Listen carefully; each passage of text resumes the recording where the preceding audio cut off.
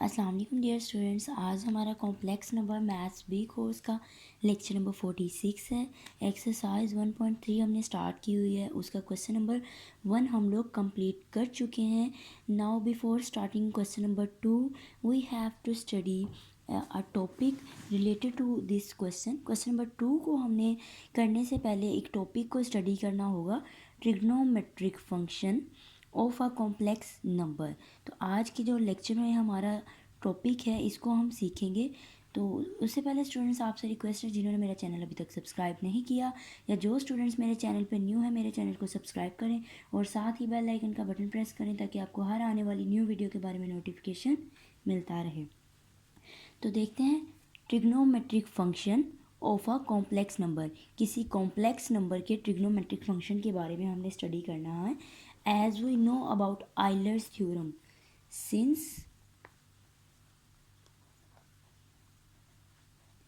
by Euler's theorem, Euler theorem में हमने क्या स्टडी किया था कि if we have e raise iota z, तो वो किसके इक्वल होगा, cos of z plus iota into sine of z. ये हम अपने कॉम्प्लेक्स नंबर में डिटेल में सीख चुके हैं, ठीक है। और इफ़ अगर हमारे पास यहाँ पे एक्सपोनेंशियल फंक्शन जो है नेगेटिव के साथ आ जाए तो देन हमारे पास आइलर थ्योरम क्या होगा।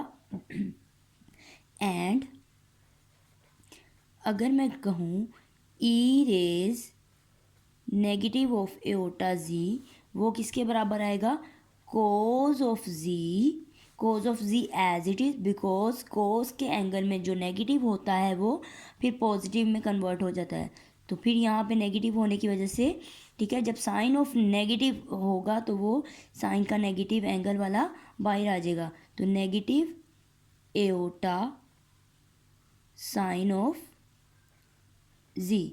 तो ये हमारे पास एक कॉम्प्लेक्स नंबर है, ठीक है। पॉजिटिव के लिए भी देख लिया हमने, नेगेटिव के लिए भी देख लिया। अगर हम इन दोनों को ऐड करें, इनको आप चाहें तो इक्वेशंस का नाम दे दें। ये हो गई equation 1 and this one is equation 2। Adding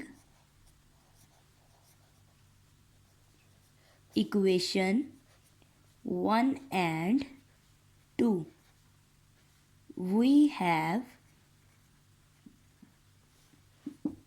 e raised aorta z plus e raise negative iota z is equal to, ये 2 time cos of iota z हो जाएगा। जब हम ऐड करेंगे तो ये ऑल्टरनेटिव साइंस है, ठीक है।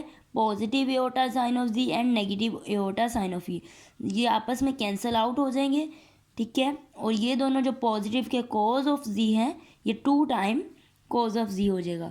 तो 2 time cos of z, this implies 2 यहाँ पे मल्टीप्लाई हो रहा है तो यहाँ पे आके क्या होगा, डिवाइड हो जाएगा। तो कोज ऑफ जी की वैल्यू किसके इक्वल आ जाती है, e raise iota z plus e raise negative iota z and divided by 2। तो ये एक हमारे पास फॉर्मूला कह लें या कोई वैल्यू कह लें किसकी, कोज जी की। कोज क्या है यहाँ पे, ट्रिग्नोमेट्रिक फंक्शन है, ठीक है। तो उसकी एक वैल्यू या आपने याद रखनी है। सिमिलरली अगर साइन की बात की जाए तो साइन के लिए हमें क्या करना होगा, इन दोनों को अब हम एक बार सब्ट्रैक्ट करके देख लेते हैं। तो subtracting 1 and 2, subtracting 1 and 2 we have e raise aorta z negative e raise negative aorta z is equal to 2 time aorta sin of z। तो दिस इम्प्लाइज यहाँ पे साइन ऑफ z की क्या वैल्यू आ जाएगी, e raise iota z minus e raise negative iota z divided by 2 iota. तो sine of z की क्या वैल्यू आ गई, दिस वन, ठीक है। तो इसको आपने अच्छे से माइंड में बिठा लेना है। तो सिमिलरली अगर इनके रेसिप्रोकल ट्रिग्नोमेट्रिक के रेसिप्रोकल भी होते हैं, इनकी बात की जाए तो ये दो बेसिक है, कॉज और साइन जो है बेसिक है। कॉज और साइन से हम टेंजेंट की वैल्यू भी हासिल कर सकते हैं, और इनके रेसिप्रोकल देखिए सिमिलरली हम किस तरह से रेसिप्रोकल इनके लिखेंगे, बहुत ही ईजी है।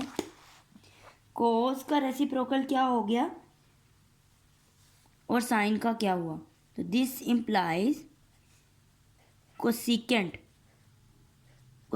जी की अगर बात की जाए तो वो किसके इक्वल होगा, 2 iota divided by e raise iota z minus e raise negative iota z. Cosecant किसका रेसिप्रोकल होता है, साइन का। तो अगर 1/sin कर दिया जाए तो वो किसके इक्वल होगा, कोसिकेंट थीटा के। यहाँ पे जी है एंगल में तो हम जी की बात करते हैं, कोसिकेंट ऑफ जी वो इक्वल आ जाएगा हमारे पास 2 iota divided by e raise iota z minus e raise negative of iota z. इसी तरह से सीकेंट यानी कि कोज के रेसिप्रोकल की बात की जाए, सीकेंट जी किसके इक्वल होगा, 2 divided by e raise iota z plus e raise negative iota z. तो बेसिक दो ही थे हमारे पास, साइन और कोस, उन्हीं का ही रेसिप्रोकल ले लिया जाए तो कोसिकेंट और सीकेंट हम लोग फाइंड आउट कर सकते हैं, ठीक है।